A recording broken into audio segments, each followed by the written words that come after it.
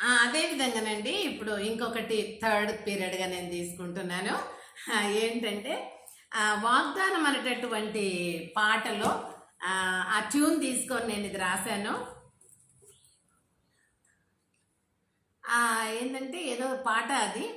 ఈ పూల దారులా నీలి తారలు తీయని స్వప్నాలు తేలించగా అందాలను తీపి బంధాలను అందాలను తీపి బంధాలను అల్లుకుందాము డెందాలు పాలించగా నా కంటి పాపలో నిలిచిపోరా నీ వెంట లోకాలు గెలువనీరా అని వాగ్దానం అనేటటువంటి ఆ పాత సినిమాలో ఈ పాటను నేను మరి పిల్లలకు అన్వయించి చదువుకు అన్వయించి మరి రాశాను.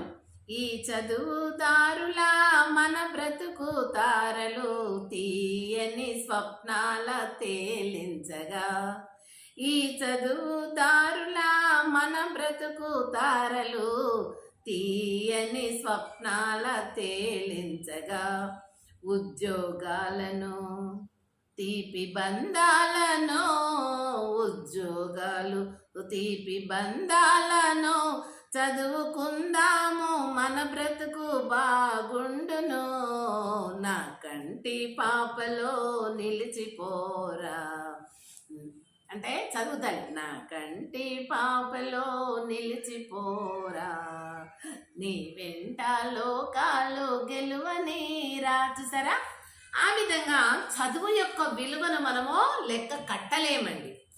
ఆనాడు మరి అంత ఇల్లిటరేట్స్గా ఉన్న వాళ్ళకి మరి ఆ రోజుల్లో మరి కొన్ని ఉపదేశించే మునీశ్వరులు అలాంటి వాళ్ళు మరి జ్ఞానం అంటే ఏంటో అడవులో ట్రైనింగ్ అయ్యి సమాజంలో మరి రాకుమారులకు వాళ్ళకు వీళ్ళకు మరి చదువు చెప్పినటువంటి గురువులుగా మనం చూస్తున్నాం. అదేవిధంగా ఈ చదువుల దారులు మన బ్రతుకు తారలు.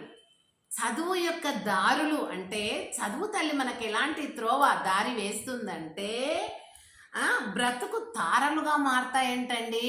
మన బ్రతుకులు చదువుకునే పిల్లలు గ్రహించాలి, మన బ్రతుకులు తారలుగా ఆకాశంలో మరి వెలుగుతున్నటువంటి తారలు నక్షత్రాలుగా మారుతాయని తీయని స్వప్నాలు తేలించగా అంటే మనం కనే ఆ తారల్లాగా మన దేశంలో మొదటి వాళ్ళలాగా ఉండాలి అని అంటే మనము ఆ కళలు కనాలి, గొప్ప ఉద్యోగాలు తెచ్చుకోవాలి, పెద్ద చదువులు చదవాలి, మన బ్రతుకును బాగు చేసుకోవాలి, కుటుంబ